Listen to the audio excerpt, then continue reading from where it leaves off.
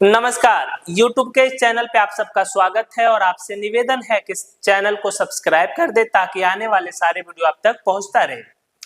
आज हम लोग पहुंचे हैं गोपालगंज लोकसभा क्षेत्र। ये एक सुरक्षित सीट है। तो सबसे पहले आपको जानना है कि गोपालगंज क्यों खास है। तो देखिए, गोपालगंज जिला बिहार का एक ऐसा जिला है जो राजनीतिक रूप से बड़ा ही खास है। इसकी प्रमुख वजह यह है कि ये एकमात्र ऐसा जिला है जिसने तीन मुख्यमंत्री बिहार को दिया है। गोपालगंज जिले से लालू प्रसाद यादव का नाम जुड़ा है, श्रीमती राबड़ी देवी का नाम जुड़ा है और अब्दुल गफूर का नाम जुड़ा है। तीनों बिहार के मुख्यमंत्री रहे। उसके बाद के दिनों में गोपालगंज जिला को बाहुबल के नाम से भी जाना जाने लगा। एक तरफ थे पांडे ब्रदर्स और पांडे परिवार, तो दूसरी तरफ साधु यादव जो लालू प्रसाद यादव के और राबड़ी देवी के भाई हैं, लालू प्रसाद यादव के साले हैं, तो उनके नाम से भी ये क्षेत्र चर्चित रहा है। लेकिन विकास के पैमानों पर ये हमेशा पिछड़ा रहा है। तो अब 2024 के लोकसभा चुनाव के मद्देनजर गोपालगंज जिला में क्या खास बात है। तो देखिए, गोपालगंज लोकसभा क्षेत्र से एनडीए की तरफ से ये सीट मिला है जदयू को, और जदयू ने यहाँ से उम्मीदवार बनाया है मौजूदा सांसद आलोक कुमार सुमन को।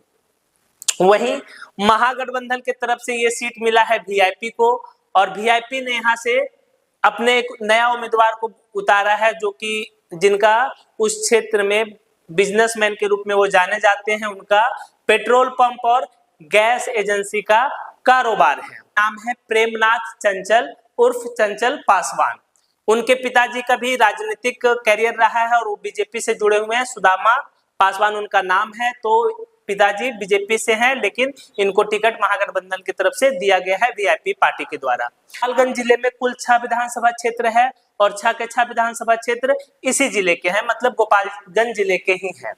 तो यहाँ का जो समीकरण है, ऐसे आपको बता दें कि गोपालगंज जिला लालू यादव का गृह जिला है, राबड़ी देवी का गृह जिला है, लेकिन कभी भी लालू प्रसाद यादव यहाँ से चुनाव नहीं लड़े, राबड़ी देवी भी यहाँ से चुनाव नहीं लड़ी। हालांकि लालू प्रसाद यादव के साले श्री साधु प्रसाद यादव यहाँ से चुनाव लड़े और 2004 के चुनाव में यहाँ से चुनाव जीते भी और क्षेत्र का प्रतिनिधित्व किया। अच्छा, विधानसभा क्षेत्र जो है वहां दलीय स्थिति क्या है, तो इन आंकड़ों से आपको ये पता चलेगा कि समीकरण किस ओर बैठता है। पहला, बैंकुटपुर से प्रेम शंकर प्रसाद आरजेडी के विधायक हैं। वहीं बरौली से राम परवेश राय बीजेपी के विधायक हैं। गोपालगंज से कुसुम देवी बीजेपी के विधायक है। कुचैया कोटे से अमरेंद्र कुमार पांडे उर्फ पप्पू पांडे ये विधायक हैं जदयू से। भोरे से सुनील कुमार जदयू के विधायक हैं और हथुआ से आरजेडी के विधायक हैं। तो आप यहाँ देखिएगा कि 6 विधानसभा क्षेत्र में 2 पे आरजेडी, 2 पे बीजेपी और 2 पे जदयू काबिज है।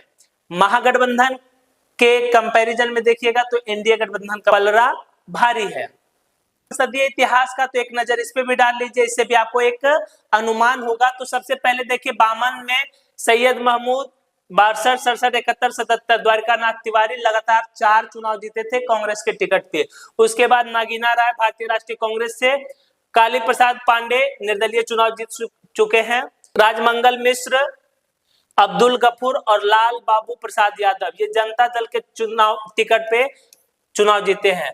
98 में अब्दुल गफूर समता पार्टी के, रघुनाथ झा समता पार्टी से चुनाव जीते। 2004 में साधु यादव राष्ट्रीय जनता दल।